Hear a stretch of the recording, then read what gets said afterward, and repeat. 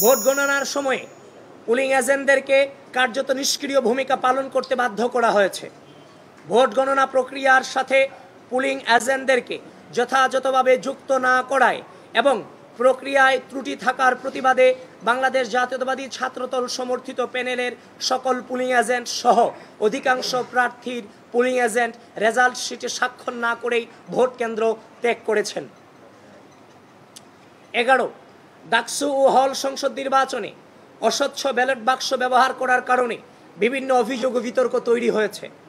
তাছাড়া অধিকাংশ বুথে নির্বাচনের দিন বেলা 11টার পর থেকে বেলা 11:30টার পর থেকে মার্কার পেন না থাকায় ভোটারদেরকে বল পেন দিয়ে ব্যালট পেপারে ক্রস চিহ্ন দিতে হয়েছে।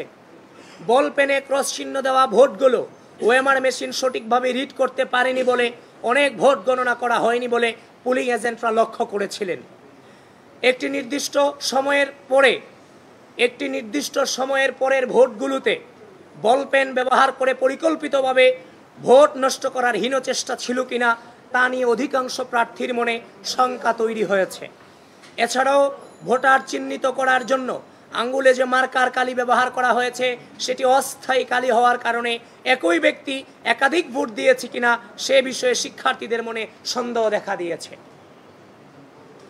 প্রিয় সাংবাদিক ভাই ও বোনেরা, উল্লেখ্য আইন ও বিধি অনুসারে উপরোক্ত নিয়ম ও অসঙ্গতি সমূহের বিষয়ে বারবার সংশ্লিষ্ট কর্তৃপক্ষকে অবগত করে সমাধানের অনুরোধ করলেও তারা কোনো কার্যকর পদক্ষেপ নেননি, বরং ইচ্ছাকৃতভাবে কালক্ষেপণ করে চলেছেন, যার ফলে ডাকসু হল সংসদ নির্বাচন 2025 ইতিহাসের পাতায় একটি নেতিবাচক প্রশ্নবিদ্ধ নির্বাচন হিসেবে ঠাঁই পাবার দিকে এগিয়ে যাচ্ছে বলে আমরা মনে করি। গণতান্ত্রিক মূল্যবোধের ধারক বাহক যে সংগঠনের সকল পর্যায়ের নেতাকর্মীদের সুদীর্ঘ সংগ্রাম ও সর্বোচ্চ আত্মত্যাগের উপর ভিত্তি করেই বাংলাদেশ গণতান্ত্রিক পুনরুজ্জাগরণের দিকে এগিয়ে যাচ্ছে, সেই বাংলাদেশ জাতীয়তাবাদী ছাত্রদলের প্রতিনিধি হিসেবে গণতান্ত্রিক প্রক্রিয়াকে এভাবে ভুলুণ্ঠিত হতে দেখা আমাদের জন্য চরম হতাশাজনক ও কষ্টদায়ক।